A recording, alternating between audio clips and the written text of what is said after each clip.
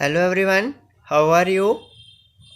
Before starting today's lecture, I am reciting you a motivational poem. Please listen carefully.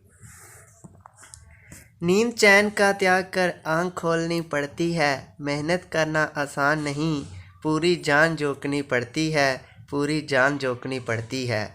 दिन रात को एक बनाकर मेहनत से सफलता मिलती है, मालिक के खून पसीने से ही बाग में कली खिलती है, मालिक के खून पसीने से ही बाग में कली खिलती है। नींद चैन का त्याग कर आँख खोलनी पड़ती है, मेहनत करना आसान नहीं, पूरी जान झोंकनी पड़ती है, पूरी जान झोंकनी पड़ती है।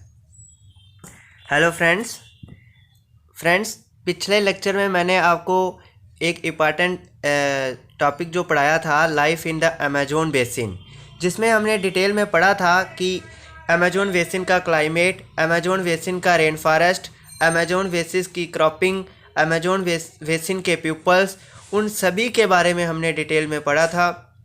और तब मैंने आपको बताया था कि जो हमारा नेक्स्ट लेक्चर होने वाला है वो life in the Ganga Brahmaputra basin पे होने वाला है, क्योंकि ये दोनों रिवर्स जो हैं, अमेजोन रिवर भी वर्ल्ड में पूरा सबसे बड़ा बेसिन बनाती है, और जो गंगा ब्रह्मपुत्रा बेसिन है ये हमारा इंडिया का सबसे बड़ा बेसिन है। तो आज जो हमारा लेक्चर रहने वाला है वो गंगा ब्रह्मपुत्रा बेसिन पे है, और ये एक मोस्ट इम्पॉर्टेंट लेक्चर होगा, क्योंकि मोस्ट ऑफ द क्वेश्चंस के एग्ज़ाम में जो हैं इन दोनों लेक्चर से पूछे जाते हैं। Ganga river system, Ganga Brahmaputra river system और अमेजोन रिवर सिस्टम से मोस्ट ऑफ द क्वेश्चन जो हैं वो आए होते हैं। तो चलिए फ्रेंड्स, बिना देरी किए स्टार्ट करते हैं। और फ्रेंड्स, एक और बात, आज आपका एक होमवर्क है। आप सभी ने मुझे कमेंट करके बताना है कि मैं आपको लेक्चर स्टार्ट करने से पहले मोटिवेशनल पोएम क्यों सुनाता हूँ। इसके पीछे क्या रीज़न है? क्या आपको इंटरटेन करने के लिए सुनाता हूँ या इसके पीछे कोई और रीज़न है? तो आप सभी ने मुझे कमेंट करके बताना है। चलिए फ्रेंड्स, आज का लेक्चर स्टार्ट करते हैं। Life in the Ganga Brahmaputra basin. Ganga river का सभी ने नाम सुना होगा, ब्रह्मपुत्रा रिवर का नाम सभी ने सुना होगा। इस लेक्चर में फ्रेंड्स मैं आपको ये भी कंप्लीट करते जाऊंगा कि गंगा रिवर्स कहाँ से ओरिजिनेट होती है, इसके कौन कौन सी स्टेट में क्या क्या नाम है, ब्रह्मपुत्रा रिवर कहाँ से ओरिजिनेट होती है, इसके कौन कौन सी स्टेट में क्या क्या नाम है, उन सभी कंसेप्ट को भी मैं आपके साथ शेयर कर दूंगा। चलिए friends, the tributaries of river Ganga and Brahmaputra together form the Ganga Brahmaputra basin in the Indian सब कॉन्टिनेंट। फ्रेंड्स, आपको बताया था मैंने कि इंडिया जो है वो एशिया कॉन्टिनेंट में आता है, तो इसीलिए हम इंडिया को सब कॉन्टिनेंट भी बोलते हैं। तो यही अब इस लाइन का मीनिंग क्या बन गया कि गंगा ब्रह्मपुत्रा बेसिन जो है वो इंडिया सब कॉन्टिनेंट में है। चलिए फ्रेंड्स, तो बेसिन मैंने आपको समझाया था। बेसिन होता क्या, बेसिकली जो रिवर होती है उसकी जितनी भी ट्राइब्यूटरीज होती हैं, और जो सारा एरिया, जितने एरिए में वो ट्राइब्यूटरीज और वो रिवर ड्रेन करती है, उस सारे एरिए को उस रिवर का बेसिन बोलते हैं। तो ये मैंने आपको रिवर बेसिन भी बता दिया। The basin lies in the subtropical region that is situated between 10 degree north to 30 degree north latitude. Friends, अब सब ट्रॉपिकल रीजन कौन सा होता है मैं आपको इमेज में भी समझाऊंगा। सब ट्रॉपिकल रीजन का मीनिंग होता है, आपको पता है 23 डिग्री जो नॉर्थ होता है वो ट्रॉपिक ऑफ कैंसर होता है। अगर आपको ये ट्रॉपिक ऑफ कैंसर क्या होते हैं, इक्वेटर क्या होते हैं, ट्रॉपिक ऑफ कैप्रिकॉर्न क्या होते हैं, तो आप हमारे कृपा करके पीछे वाले लेक्चर सुन लें। मैंने आपको 6th क्लास की ज्योग्राफी में ये पूरा डिटेल में समझाया हुआ है। तो ये ट्रॉपिक ऑफ कैंसर से के बीच से अंदर से, यानी इक्वेटर और ट्रॉपिक ऑफ कैंसर के बीच में थोड़ी सी आती है और उसके ऊपर आती है ज़्यादा। ट्रॉपिक ऑफ कैंसर के ऊपर जो हमारा एरिया रहता है तो वो सब ट्रॉपिकल रहता है, ट्रॉपिक ऑफ कैंसर के ऊपर वाला सब ट्रॉपिकल। तो इसीलिए ये जो अपना बेसिन बनाती है वो सब ट्रॉपिकल रीजन में बनाती है। The tributaries of the river Ganga like the Ghaghara, the Son, the Chambal, the Gandak, the Kosi and the tributaries of Brahmaputra drain it. कहता है इस बेसिन में गंगा रिवर की जितनी भी ट्राइब्यूटरीज मैंने नाम लिए हैं सभी के, और ब्रह्मपुत्रा रिवर की जो ट्राइब्यूटरीज हैं, ये सारी ट्राइब्यूटरीज दोनों रिवर्स की एक रिवर सिस्टम बनाती हैं, रिवर का बेसिन बनाती हैं। उस रिवर के बेसिन को ही हम गंगा ब्रह्मपुत्रा रिवर बेसिन बोलते हैं। अब ब्रह्मपुत्रा रिवर की कौन कौन सी बेसिन है वो मैं आपको बता दूं। तो ब्रह्मपुत्रा रिवर की बेसिन है दिवांग, लोहित, और भी हैं फ्रेंड्स, पर ये दोनों इंपॉर्टेंट थी तो ये मैंने यहाँ पे लिस्टेड की हुई हैं। अब फ्रेंड्स, अब मैं आपको बता देता हूँ कि गंगा रिवर जो है इसके कौन कौन सी स्टेट में इसके क्या क्या नाम है और ये कहाँ से ओरिजिनेट होती है। तो मोस्ट इंपॉर्टेंट है, ये पॉइंट आपने लर्न कर लेना है। The name of Ganga before joining Alaknanda at Devprayag Uttarakhand. दोस्तों, अलकनंदा भी एक रिवर है जो उत्तर प्रदेश में देवा प्रयाग क्या होता है मैं आपको बता दूं। प्रयाग जो होता है वो जब दो रिवर्स की कन्फ्लुएंस होती है, यानी दो रिवर्स जिस पॉइंट पे आके मिलती हैं उस पॉइंट को प्रयाग बोलते हैं। तो देवा प्रयाग पे जो गंगा रिवर है वो अलकनंदा रिवर के साथ आके कन्फ्लुएंस करती है, यानी मिलती है। तो उससे पहले, यानी अलकनंदा रिवर से ज्वाइन करने से पहले जो गंगा रिवर का नाम उत्तराखंड में है वो है भागीरथी। वो अलकनंदा रिवर को ज्वाइन करने से पहले उत्तराखंड में इसको भागीरथी बोलते हैं, लेकिन जब ये उत्तराखंड में आके देवा प्रयाग पे अलकनंदा रिवर के साथ मिल जाती है तो फिर इसका नाम गंगा रिवर पड़ता है। और ये ओरिजिनेट कहाँ से होती है? ये गंगोत्री ग्लेशियर है हिमालय माउंटेन्स में, तो गंगोत्री ग्लेशियर से ये हमारी गंगा रिवर जो है वो ओरिजिनेट होती है। तो ये मैंने आपको इसके डिफरेंट नाम बता दिए कहाँ से ओरिजिनेट होती है। और देवा प्रयाग जो है ये कन्फ्लुएंस है, यहाँ पे अलकनंदा और भागीरथी मिलती हैं और फिर आगे बना देती हैं गंगा। इससे पहले इसको भागीरथी बोलते हैं। तो फ्रेंड्स, अब आ जाते हैं हम मैप पे मैं आपको पूरा समझा देता हूँ क्या होता है ये सिस्टम। दोस्तों, रिवर बेसिन का मीनिंग है ये जो इतना एरिया, इस रिवर की ट्राइब्यूटरीज, दोनों रिवर्स और इनकी ट्राइब्यूटरीज, ये जो इतने एरिया को ड्रेन कर रही हैं, इस एरिया को हम बोलते हैं रिवर बेसिन, यानी गंगा ब्रह्मपुत्रा रिवर बेसिन। तो अब आपको बेसिन बता दिया। अब नेक्स्ट देखते हैं कि ट्रॉपिकल रीजन, इसको सब ट्रॉपिकल रीजन क्यों बोलते हैं। फ्रेंड्स, ये देख रहे हो आप सामने दिख रहा है, ये हमारा ट्रॉपिक ऑफ कैंसर जा रहा है 23 degree north, tropic of cancer जा रहा है। तो इसका मोस्ट ऑफ द बेसिन, जो सारा का सारा बेसिन है वो इस रीजन में है।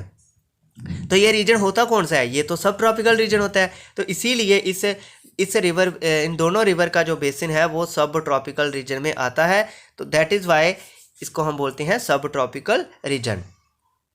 तो फ्रेंड्स, ये आपको बता दिया। फिर ये जो गंगा रिवर है वो ओरिजिनेट यहाँ से हो रही है, यहाँ से ओरिजिनेट हो रही है। यहाँ पे हिमालय माउंटेन्स है, ये हमारी हिमालय माउंटेन्स है, ये हमारी हिमालय माउंटेन्स है, और यहाँ पे गंगोत्री ग्लेशियर है यहाँ पे, और यहाँ से गंगा ओरिजिनेट हो रही है।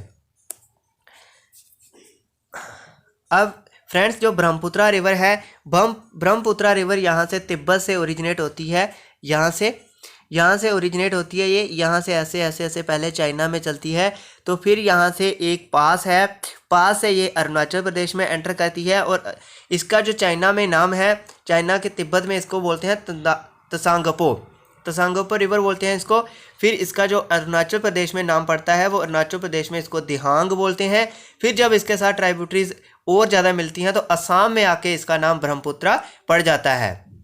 और फिर जब ये गंगा रिवर के साथ मिलती है और फिर बांग्लादेश में जब एंटर करती है तो बांग्लादेश में इसका जो नाम है वो जमुना है। तो इस तरीके से डिफरेंट नाम्स में डिफरेंट स्टेट्स में इस रिवर के नाम डिफरेंट होते हैं।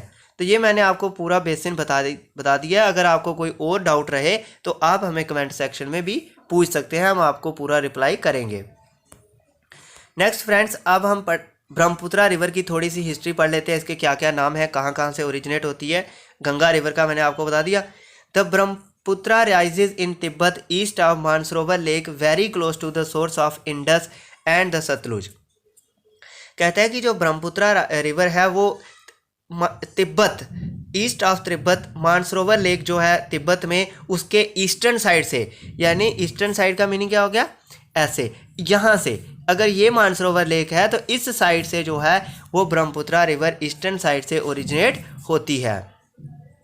इंडस एंड द सतलुज, और इंडस और सतलुज का साउथर्न साइड पे ओरिजिन है और इंडस का वेस्टर्न साइड पे ओरिजिन है, और ईस्टर्न साइड पे ब्रह्मपुत्रा का ओरिजिन है मानसरोवर लेक जो तिब्बत में है। It is slightly longer than the Indus and most of its course lies outside India. ये इंडस रिवर से थोड़ी सी ज़्यादा लंबी है, लेकिन इसका जो मोस्ट ऑफ द कोर्स है वो आउटसाइड द इंडिया है, यानी वो तिब्बत में है। मैंने आपको मैप पे भी दिखाया कि ये जो रिवर है वो तिब्बत के अलांग ऐसे ऐसे चलती है। ऐसे हमारी हिमालय माउंटेन्स है इंडिया में, तो ये रिवर ऐसे ऐसे ऐसे ऐसे ऐसे चलती रहती है और एंड में जाके जब ये अरुणाचल प्रदेश से एक पास से अंदर हमारे, जिसको हम नामचा बारबा पास बोलते हैं, वहाँ से ये अरुणाचल प्रदेश में एंटर करती है। तो इसका जो मोस्ट ऑफ द कोर्स है वो इंडिया से आउटसाइड है, यानी चाइना में है। Next, Brahmaputra is also known as Tsangpo in Tibet and Jamuna in Bangladesh. यानी अभी मैंने आपको बताया कि इसके डिफरेंट डिफरेंट नाम है। अगर आपको पूछा गया क्वेश्चन पेपर में कि चाइना में ब्रह्मपुत्रा रिवर का क्या नाम है, तो चाइना में तिब्बत में जो ब्रह्मपुत्रा रिवर है उसका नाम है तसांगपो। तसांगपो इसको हम तिब्बत में बोलते हैं। वहाँ पे इसका जो वाटर की क्वांटिटी है वो इतनी ज़्यादा नहीं है, क्योंकि और ना ही ये इतनी ज़्यादा अपने साथ मटेरियल लेके आती है, क्योंकि वहाँ पे तो बर्फ़ ही बर्फ़ रहती है, तो इतनी इरोजन वहाँ पे नहीं होती है। लेकिन जब ये हमारी अरुणाचल प्रदेश माउंटेन एरिया में आती है तो वहाँ से ये ज़्यादा पानी और ज़्यादा अपने साथ सेडिमेंट्स वगैरह बहा के लेके आती है। तो फ्रेंड्स, ये था इसका नाम। फिर बांग्लादेश में इसको हम यमुना बोलते हैं। ये दोस्तों बहुत ही इंपॉर्टेंट नाम है इनके, कि कौन कौन सी स्टेट, कौन कौन सी कंट्री में कौन कौन सी रिवर को क्या क्या बोलते हैं, ये पेपर में पूछा जाता है। अब आपको ये भी क्वेश्चन पूछा जा सकता है कि जो हमारी ब्रह्मपुत्रा रिवर है वो इंडिया में कौन से पास से एंटर करती है। तो it flows eastward parallel to the Himalaya. वो मैंने आपको समझा दिया कि हिमालय के पैरेलल ये तिब्बत में चलती जाती है एंड अरुणाचल प्रदेश तक जाती है। On reaching the Namcha Barwa pass है जो 7,757 मीटर हाइट है उसकी। It takes U turn and enters India in Arunachal Pradesh through a गॉर्ग।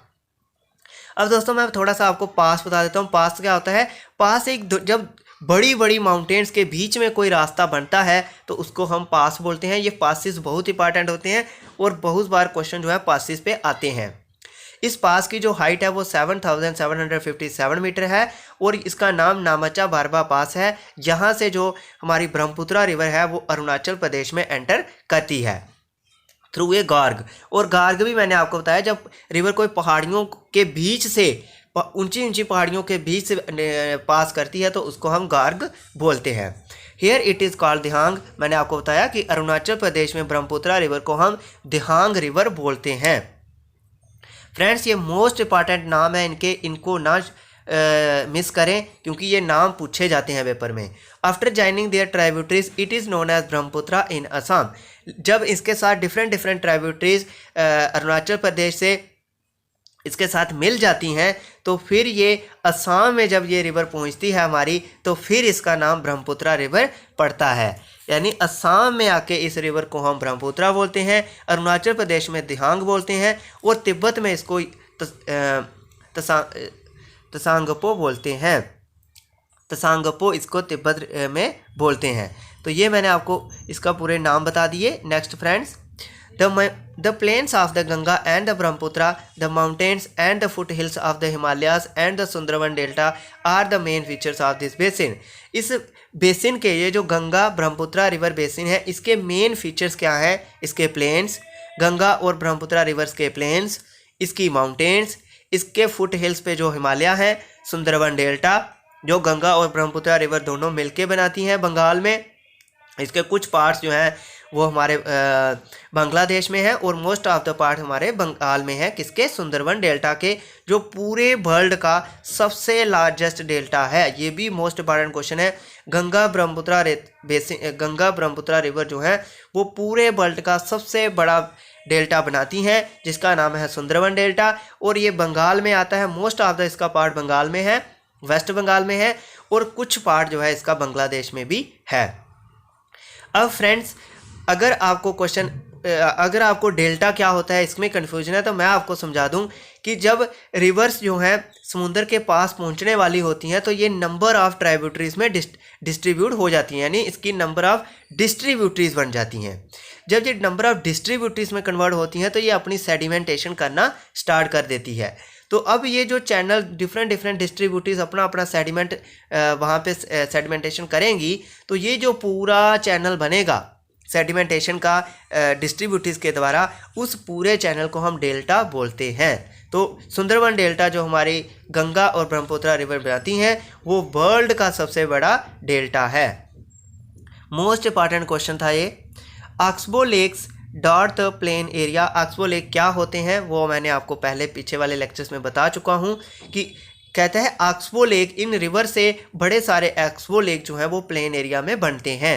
The area is dominated by monsoon climate. आपको पता है कि इंडिया का जो क्लाइमेट है वो मानसून टाइप का है, तो ये जो इसका एरिया है गंगा ब्रह्मपुत्र रिवर का, ये भी मानसून क्लाइमेट का ही है। The monsoon brings rain from mid June to mid September. The summer are hot and winter are cool. ये मैंने आपको गंगा ब्रह्मपुत्र रिवर बेसिन का जो क्लाइमेट है वो आपको एक्सप्लेन कर दिया। यहाँ पे मानसून टाइप का क्लाइमेट है। यहाँ पे जो रेनी सीजन है वो मिड जून टू मिड सितंबर तक रहता है, और जो समर्स होती हैं वो हॉट रहती हैं और विंटर्स जो है वो कूल रहती हैं। ये हो गया क्लाइमेट। अब हम नेक्स्ट पढ़ेंगे कि ये जो कौन कौन सी स्टेट में, दोस्तों ये क्वेश्चन अभी अभी जो एग्ज़ाम हुए हैं जेके एसएसबी के, उनमें भी क्वेश्चन पूछे गए हैं। तो इस लेक्चर को आप इतना इम्पॉर्टेंट समझिए कि इसमें से कोई पेपर ऐसा होगा ही नहीं जिसमें से इस लेक्चर में से क्वेश्चन नहीं आएगा। Name of the states in which Ganga Brahmaputra basin lies. अब मैं आपको नाम बताऊंगा उन स्टेट्स के जिन स्टेट्स के बीच में ये गंगा ब्रह्मपुत्र बेसिन लाई करता है। तो हमारी इंडिया की 11 स्टेट्स हैं जिनके बीच में ये गंगा ब्रह्मपुत्र बेसिन जो है वो लाई करता है। अब उनके क्या क्या नाम है? Uttarakhand, UP, Uttar Pradesh, Madhya Pradesh, Rajasthan, Haryana, Himachal Pradesh, Chhattisgarh, Jharkhand, Bihar, West Bengal and Delhi. इन सारी 11 स्टेट्स में जो है गंगा ब्रह्मपुत्र रिवर का बेसिन लाई करता है। The basin area has varied topography. और इसके बेसिन एरिया की जो टोपोग्राफी है वो वेरिड है, यानी डिफरेंट टोपोग्राफी है। दोस्तों टोपोग्राफी क्या होती है? वहाँ के फीचर, माउंटेन्स कैसी हैं, वहाँ के प्लेन्स कैसे हैं, वहाँ के प्लेट्यू कैसे हैं, इन सारे फीचर्स को हम टोपोग्राफी बोलते हैं। इन सारे फीचर्स को हम टोपोग्राफी बोलते हैं। The environment plays a dominant role in the distribution of the population. कहते हैं कि जो यहाँ का इन्वायरमेंट है, गंगा ब्रह्मपुत्र रिवर बेसिन का जो इन्वायरमेंट है, उसका जो रोल डिस्ट्रीब्यूशन ऑफ पॉपुलेशन में है वो भी है। यानी हर जगह पे एक जैसी पॉपुलेशन नहीं है, कहीं पे ज़्यादा पॉपुलेशन है और कहीं पे कम पॉपुलेशन है। और ये जो पॉपुलेशन डायनेस्टी क्या होती है वो भी मैं आपको आगे डेफिनेशन बताऊँगा उसकी भी। The mountain area with the steep slopes have inhospitable terrain, therefore less number of people live in the mountain area of the Ganga Brahmaputra basin. The plain area provides the most suitable land for human habitation. कह रहा है कि mountain area जो है इस Ganga Brahmaputra river basin का हिमालयास में वो बड़ा इनहॉस्पिटेबल है, यानी मुश्किल एरिया है। देयरफॉर इसीलिए बहुत कम लोग जो हैं वो माउंटेन एरिया में रहते हैं। और जो प्लेन एरिया है गंगा और ब्रह्मपुत्र रिवर बेसिन का, वहाँ पे मोस्ट सूटेबल लैंड है, फर्टाइल लैंड है और प्लेन एरिया है, इसीलिए वहाँ पे बहुत ज़्यादा पॉपुलेशन है।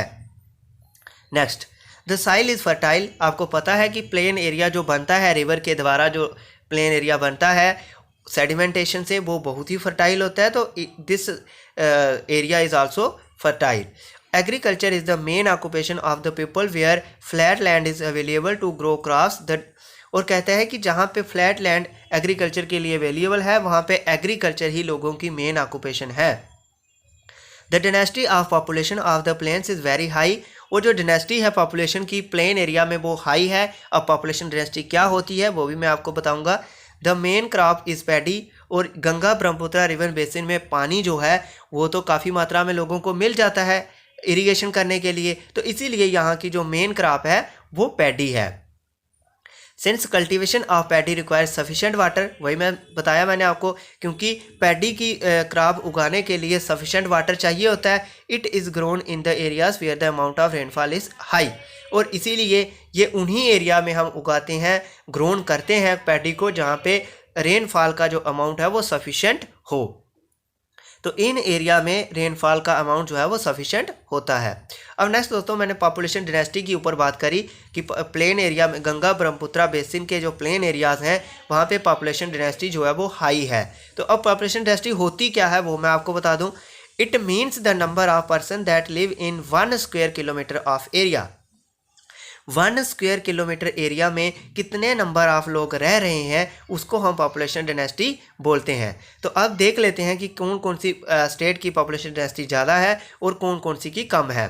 For example the population density of Uttarakhand is 189, यानी उत्तराखंड में 1 स्क्वायर किलोमीटर में 189 लोग ही रहते हैं। And the density of West Bengal is 1029, यानी वेस्ट बंगाल में 1 स्क्वायर किलोमीटर में 1029 पीपल रहते हैं। एंड बिहार की सबसे ज़्यादा, बिहार में सबसे ज़्यादा लोग रहते हैं। बिहार की जो है वो 1102 है। तो यहाँ पे 1 स्क्वायर किलोमीटर में 1102 लोग रहते हैं। ये मैंने आपको पॉपुलेशन डेंसिटी एक्सप्लेन कर दी। नेक्स्ट फ्रेंड्स, यहाँ की क्रॉप्स कैसी हैं उसको थोड़ा पढ़ लेते हैं। वीट, मेज़, sorghum। अब जो आपको पता है वो ठीक है, जो आप थोड़ी डाउटफुल है तो उनके लिए मैं थोड़ी एक्सप्लेनेशन लाया हूँ आपके लिए। sorghum क्या होता है? ये भी दोस्तों एक फ्लावरिंग प्लांट होता है, जिसके जो ये भी फ्लावरिंग प्लांट होते हैं लंबे लंबे। इनको हम as a grass pasture, animals के लिए पेस्चर भी यूज़ करते हैं, और एज ए इनके जो हमारे सीरियल्स, इनको दाने होते हैं उनको हम सीरियल्स के एज ए सीरियल्स भी यूज़ कर लेते हैं। तो ग्राम आपको पता है, मिलेट्स हम बाजरा, चरा, इसको मिलेट्स बोल लेते हैं। Are the other crops that are grown in this area. Cash crop मैंने आपको बोली थी, ऐसी क्रॉप्स जिनको फर्दर स्टेजेस से गुजरना नहीं होता है, जो डायरेक्टली हमें उपयोग में हम जिन क्रॉप्स को ला सकते हैं उन क्रॉप्स को हम कैश क्रॉप्स बोलते हैं। तो कैश क्रॉप्स कौन कौन सी होती हैं? Sugar cane, jute are also grown. और भी कैश क्रॉप्स होती हैं, लेकिन यहाँ पे गंगा ब्रह्मपुत्रा रिवर बेसिन पे शुगर केन और जूट उगाई जाती है। Banana plantation are seen in some areas of the plain. Banana plantation भी होती है। In West Bengal and Assam tea is grown in plantation. और वेस्ट बंगाल में टी भी ग्रोन की जाती है, और tea is also a cash crop. Silk is produced through the cultivation of silk worms in parts of Bihar. Bihar में सिल्क की कल्टिवेशन होती है थ्रू सिल्क वार्म से। एंड असम में in the mountains and hills where slopes are gentle crops are grown as terraces. कहता है mountain area में, यानी हिमालय माउंटेन एरिया में हिल्स पे स्लोप तो बड़ी जेंटल होती है, यानी पहाड़ियों की स्लोप हाई होती है, तो इसीलिए वहाँ पे जो क्रॉप्स उगाई जाती हैं वो एज ए टेरेसिस उगाई जाती हैं। अब ये टेरेसिस क्या होती हैं ये मैं आपको बता दूं। Terraces are built on steep slopes to create flat surface on which crops are grown. जब स्टीप माउंटेन्स जो होती हैं तो उस पे ऊपर हमने क्या करा होता है, छोटी छोटी फ्लैट लैंड, लंबी लंबी छोटी छोटी फ्लैट लैंड जो है वो बनाई होती हैं। तो वहाँ पे हम छोटी छोटी अपनी थोड़े एरिया में अपनी फसल उगाते हैं। और स्लोप जो है वो इसीलिए रिमूव की जाती है वहाँ से, क्योंकि जब बारिश हो तो पानी एकदम से ना बह जाए कि हमारी साइल भी सारी बह जाए, थोड़ा पानी वहाँ पे रुके। इसीलिए उन स्लोप्स को काट करके छोटे छोटे प्लेन एरिया बनाए होते हैं। अगर फ्रेंड्स आपको इसके बारे में थोड़ा नहीं पता है टेरेसिस के बारे में, तो मैं आपको बता दूं, जब आप पत्नी टाप वाले एरिया में जाते हैं तो पत्नी टाप का जो एरिया, जब वो सनासर की तरफ जो रोड जाता है, तो वहाँ पे जो हमारी पहाड़ी एरिया में जो क्रॉपिंग होती है वो एज ए टेरेसिस होती है। वहाँ पे उन्होंने छोटे छोटे ऐसे छोटे एरिया में लंबा लंबा पहाड़ियों पे बनाया होता है, और उसको टेरेसिस बोलते हैं। तो जैसे दोस्तों हम सभी ने सुना होगा पहाड़ी आलू, तो पहाड़ी आलू जो है वो टेरेसिस पे ही उगाए जाते हैं। नेक्स्ट फ्रेंड्स, मैं आपको फिगर भी दिखाऊंगा टेरेसिस की कि कैसे पहाड़ियों पे टेरेसिस बनाई होती हैं। The vegetation cover of the area varies accordingly to the type of land forms. कहता है कि जो वेजिटेशन एरिया है, गंगा ब्रह्मपुत्रा रिवर बेसिन का जो वेजिटेशन है वो लैंड फॉर्म्स के वेरी करता है। जैसे जब हम प्लेन एरिया में होते हैं थोड़ा और वेजिटेशन है, जब हम पहाड़ी एरिया में जाते हैं तो और वेजिटेशन है, जब और हाइट पे जाते हैं तो और वेजिटेशन है। इसी तरह से लैंड फॉर्म्स के अकॉर्डिंग वेजिटेशन कवर जो है हमारा वेरी करता है। In the Ganga and Brahmaputra plain tropical deciduous forest grow. दोस्तों ट्रॉपिकल डेसिडियस फॉरेस्ट मैंने आपको एक्सप्लेन कर दिए हैं। अब कौन से होते हैं? वो फॉरेस्ट जो रेनी सीजन में हरे रहते हैं, लेकिन जब रेनी सीजन ख़त्म हो जाता है तो फिर अपने पत्ते जो हैं वो शेड कर देते हैं, यानी अपने लीव्स शेड कर देते हैं। तो तब वो पूरा जंगल जो है वह ऐसा बैरन जैसा जंगल लगता है। तो ऐसे फॉरेस्ट जो मानसून पे डिपेंड रहते हैं और फिर अपने जो उनके लीव्स होते हैं वो शेड कर देते हैं, तो ऐसे फॉरेस्ट को हम डेसिडियस फॉरेस्ट बोलते हैं। और हमारे इंडिया में जो most of the types of forest पाए जाते हैं वो डेसिडियस फॉरेस्ट ही पाए जाते हैं, क्योंकि इंडिया का जो क्लाइमेट है वो मानसून टाइप का क्लाइमेट है। अलॉन्ग विद टीक, साल एंड पीपल, ये सारे डेसिडियस फॉरेस्ट है। मैंने डेसिडियस फॉरेस्ट क्या होते हैं आपको एक्सप्लेन किया है। Thick bamboo groves are common in the Brahmaputra plain. The delta area is covered with the mangrove forest. अब फ्रेंड्स मैनग्रोव फॉरेस्ट क्या होता है आपको हर एक पॉइंट क्लियर कराना है। मैनग्रोव फॉरेस्ट क्या होता है, जहाँ पे कोई वेट लैंड होती है ना, यहाँ पे मतलब पानी इकट्ठा होता हो, जहाँ पे कीचड़ वगैरह हो, वेट लैंड जहाँ पे होती हैं, तो वहाँ पे छोटे छोटे प्लांट जो हैं वो पानी से निकले हुए छोटे छोटे प्लांट जो होते हैं, यानी उनको हम ट्री नहीं बोलेंगे, बड़े बड़े प्लांट नहीं बोलेंगे, छोटे छोटे प्लांट जो हमारे वेट लैंड्स में होंगे उन फॉरेस्ट को हम मैनग्रोव फॉरेस्ट बोलते हैं। और ये छोटे छोटे प्लांट होते हैं, तो ऐसे फॉरेस्ट को हम मैनग्रोव फॉरेस्ट बोलते हैं जो ज़्यादातर वेट एरिया में होता है। इन पार्ट्स ऑफ, क्योंकि ये डेल्टा एरिया बोला है ना, तो delta area Ganga Brahmaputra basin का जो डेल्टा एरिया मैंने आपको बताया वेटलैंड होती हैं, तो वेटलैंड में ही डेल्टा एरिया वेटलैंड होती है, तो वेटलैंड में ही ये मैनग्रोव फॉरेस्ट जो है वो पानी से, गारे से बोल लो आप सिंपल भाषा में, कि तो पानी से छोटे छोटे प्लांट जो है वो निकले होते हैं। इन पार्ट्स ऑफ उत्तराखंड में, सिक्किम में और अरुणाचल प्रदेश में कॉनिफेरियस ट्रीज लाइक पाइन, देवदार। और दोस्तों अब मैं आपको कॉनिफेरियस ट्रीज क्या होते हैं। कॉनिफेरियस का मीनिंग सिंपल है कॉनिकल शेप, यानी कॉनिफेरियस का मीनिंग है कॉनिकल शेप। तो कॉनिकल शेप से आप क्या समझोगे कि ये कॉनिफेरियस ट्रीज ऐसे ट्रीज होते हैं जिनका ऊपर से टॉप जो है वो कॉनिकल शेप में रहता है। इनका जो लीव्स का ऊपर शेड बनता है वो एक कॉनिकल शेप में बनता है, तो ऐसे ट्रीज को हम कॉनिफेरियस ट्रीज बोलते हैं। तो कॉनिफेरियस ट्रीज लाइक पाइन, देवदार जो है वो उत्तराखंड, सिक्किम और अरुणाचल प्रदेश यानी माउंटेन एरिया में ये पाए जाते हैं। नेक्स्ट फ्रेंड्स, ये मैं आपको paddy cultivation, most of the students को पैडी कल्टीवेशन पता है कि क्या होती है। ये टी की कल्टीवेशन टीच प्लांट से ही निकाली जाती है, तो इसीलिए डायरेक्टली ये उपयोग में आ जाती है, तो इसीलिए हम इसको भी क्रैश क्रॉप्स बोलते हैं। नेक्स्ट फ्रेंड्स, एंड फिर देवदार फिर भी है, can be seen because the climate is cool and slopes are steep. मैंने आपको बता दिया कि ये हिमालय की माउंटेन्स एरिया में ही पाए जाते हैं ये वाले कॉनिफेरियस फॉरेस्ट। तो यहाँ पे क्लाइमेट जो है वो ठंडा रहता है और स्लोप्स जो है वो स्टीप रहती हैं। मनाली एरिया, जो हिमाचल प्रदेश में मनाली है, वहाँ पे ये वाला फॉरेस्ट वहाँ पे भी पाया जाता है। There is a variety of wildlife in the basin. अब हम बेसिन की वाइल्ड लाइफ, हमने फॉरेस्ट भी पढ़ लिए, क्लाइमेट भी पढ़ लिए, वहाँ के पीपल कैसे हैं वो भी पढ़ लिए हैं। अब हम यहाँ की वाइल्ड लाइफ कैसी है उसके ऊपर थोड़ा पढ़ लेते हैं। There is a variety of wildlife in the basin. Elephant, tigers, deer and monkey are common. ये सब तो आपको पता है, इनको एक्सप्लेन करने की ज़रूरत नहीं है। The one horned rhinoceros is found in the Brahmaputra plain. और जिसने ये वन हार्ड राइनोसिराज नहीं देखा है उसके लिए मैं इमेज भी लाया हूँ।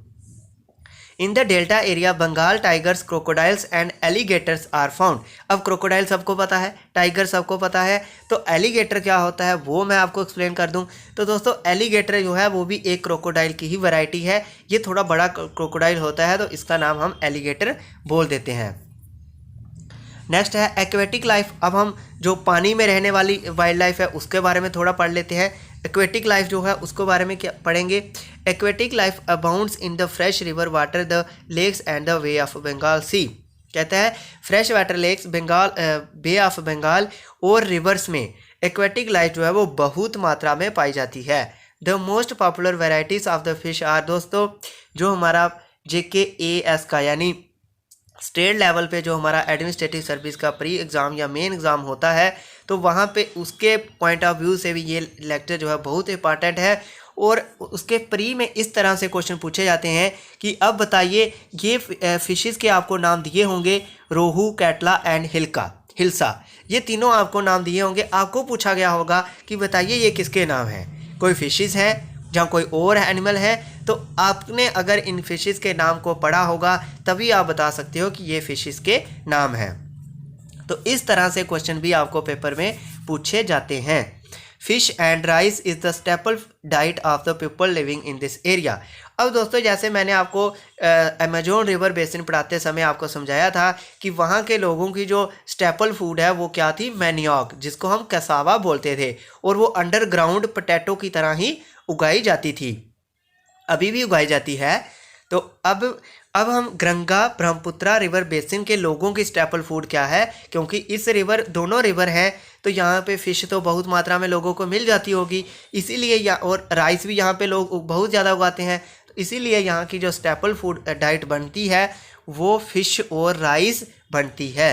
ये भी क्वेश्चन आपको पेपर में पूछा जा सकता है। नेक्स्ट है friends, in the fresh waters of river Ganga and river Brahmaputra A variety of dolphin locally called सुसु। कहता है कि एक वैरायटी ऑफ डॉल्फिन जिसको लोकली हम सुसु बोलते हैं वो पाई जाती है, और this is also a blind dolphin, और इसको हम ब्लाइंड डॉल्फिन भी बोलते हैं। ये जो ब्लाइंड डॉल्फिन है जिसका नाम सुसु है, ये गंगा ब्रह्मपुत्रा दोनों रिवर में पाई जाती है। द प्रेजेंस ऑफ सुसु is an indication of the health of the river. कहते हैं ये जो ब्लाइंड डॉल्फिन है इसकी प्रेजेंस होना दोनों रिवर्स में सबूत है हेल्थ ऑफ द रिवर का। The untreated industrial and urban waste with high amount of chemical are killing this fishes.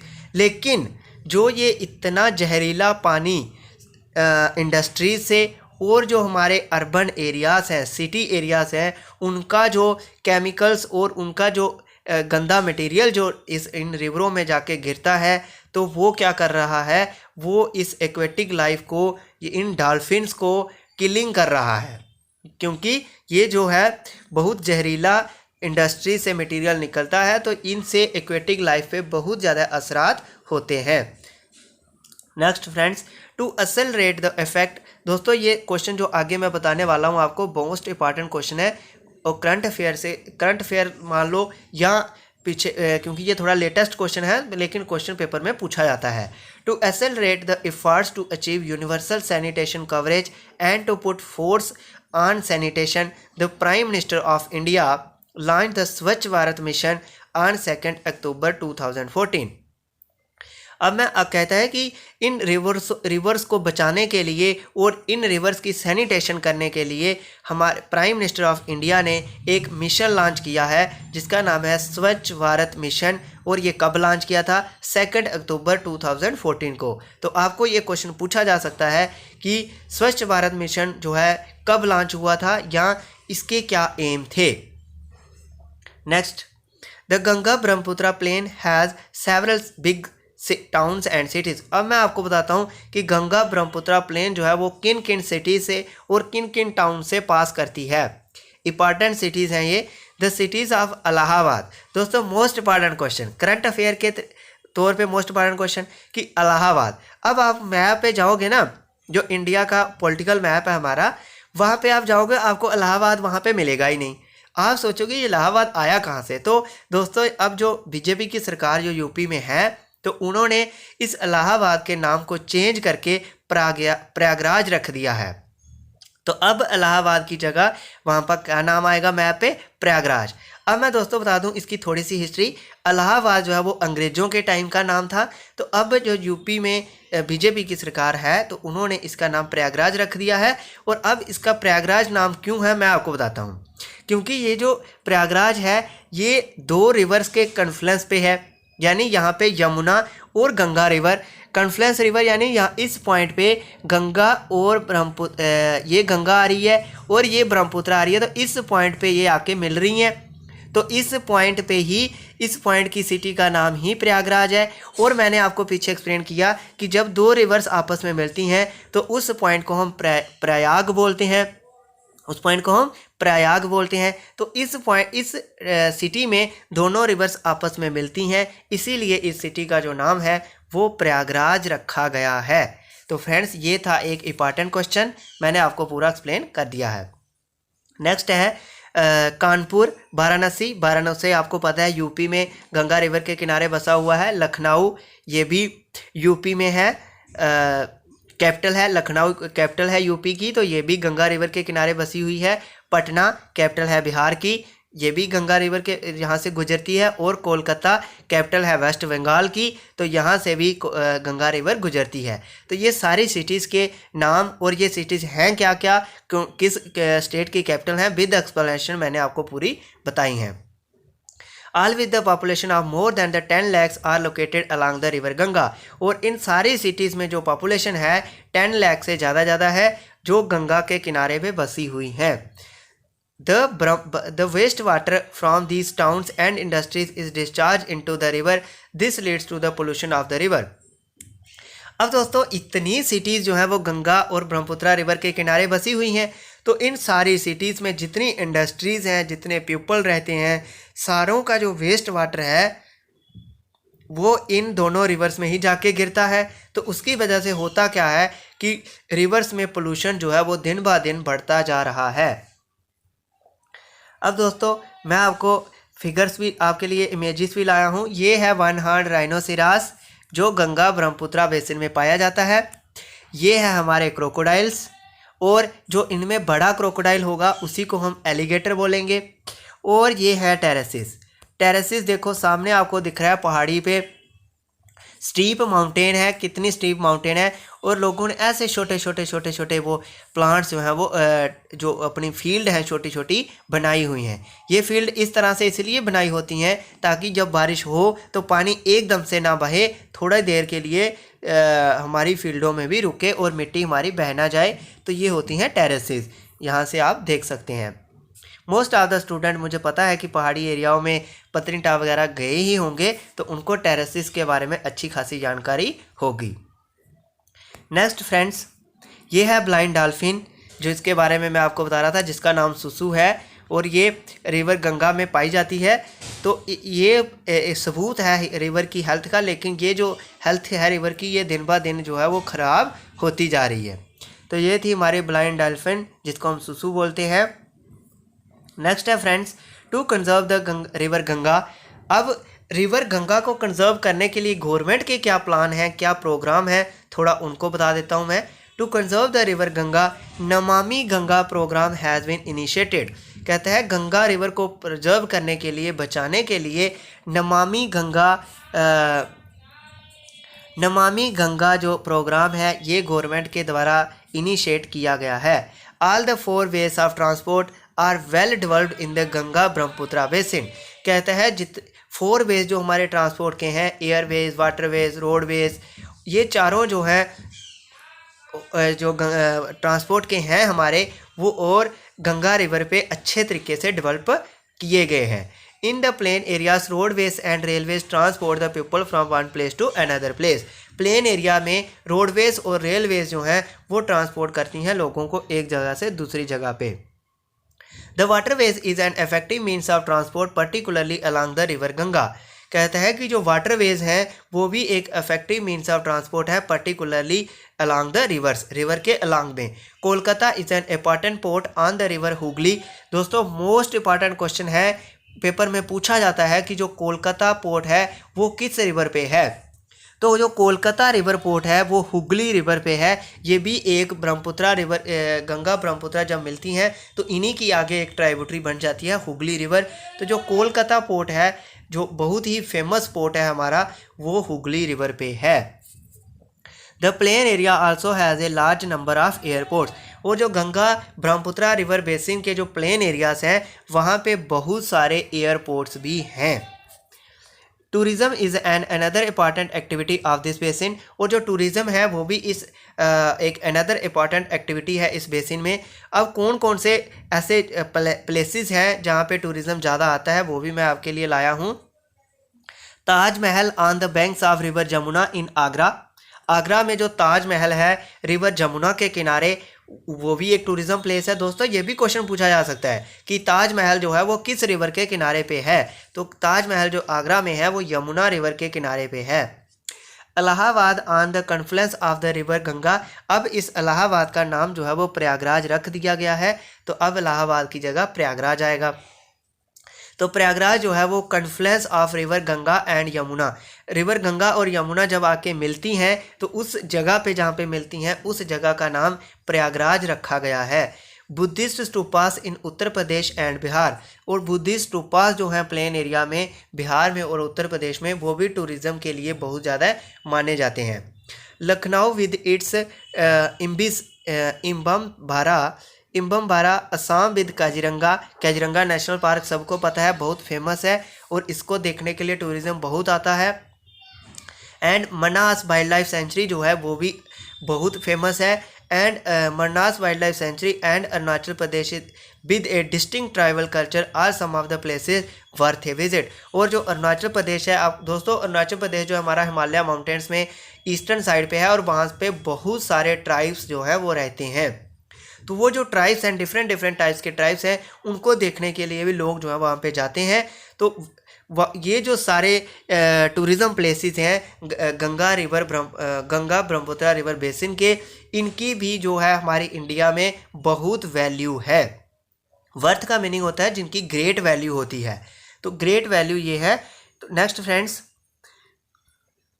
ये दोस्तों ये वाराणसी है हमारी, जो गंगा रिवर के यूपी में गंगा रिवर के किनारे वाराणसी सिटी है हमारे, उसकी मैं आपके लिए पिक्चर लाया हूँ। अगर आप इंटरेस्टेड हो तो आप गूगल पे जाके और भी पिक्चर्स देख सकते हैं।